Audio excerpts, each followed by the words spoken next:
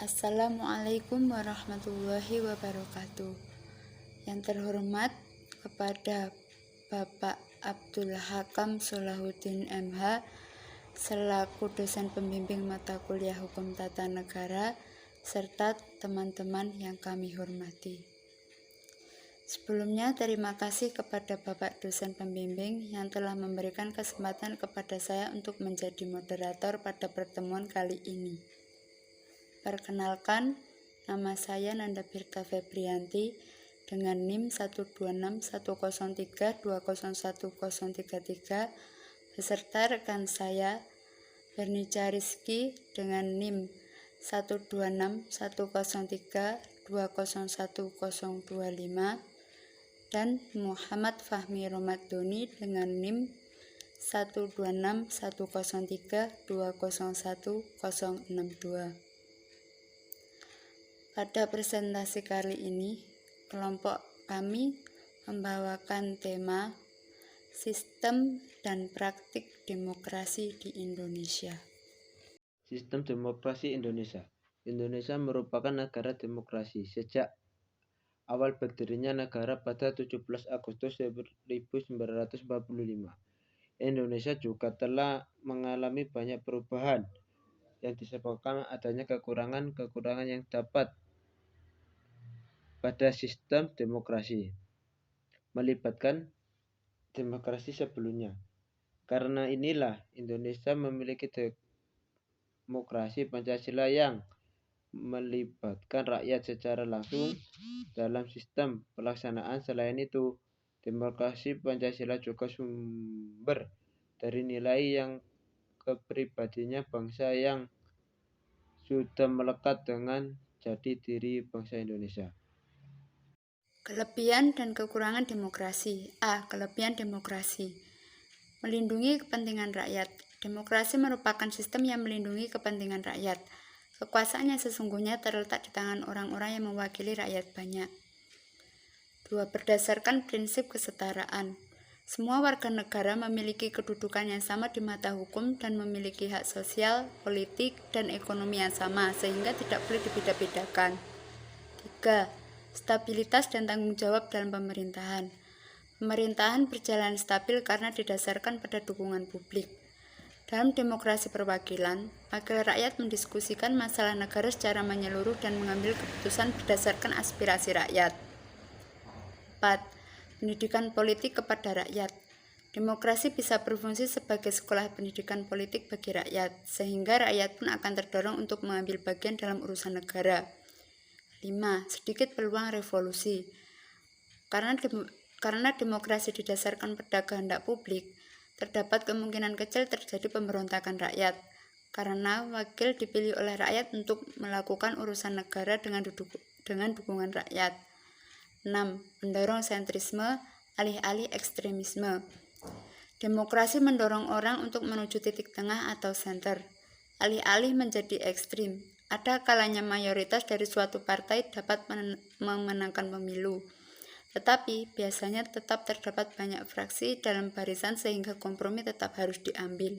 Lebih mementingkan pada kuantitas daripada kualitas. Demokrasi tidak berdasarkan pada kualitas tetapi pada kuantitas. Partai mayoritas memiliki wewenang memegang pemerintahan. Selain itu, orang yang tidak memiliki kecerdasan visi dari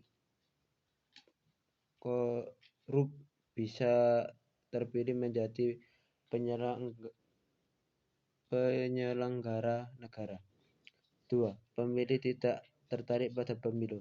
Pemilih tidak bisa menunaikan pilihannya sebagaimana harusnya. Umum ditemukan tingkat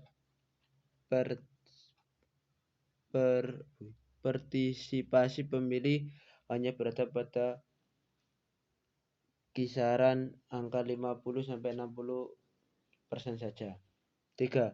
Demokrasi adalah pemerintah orang kaya. Demokrasi modern ternyata bersifat kapitalis. Banyak pemilu yang dilakukan dengan uang. para calon kaya yang memberi suara, sehingga mempengaruhi keputusan politik diambil pemerintah.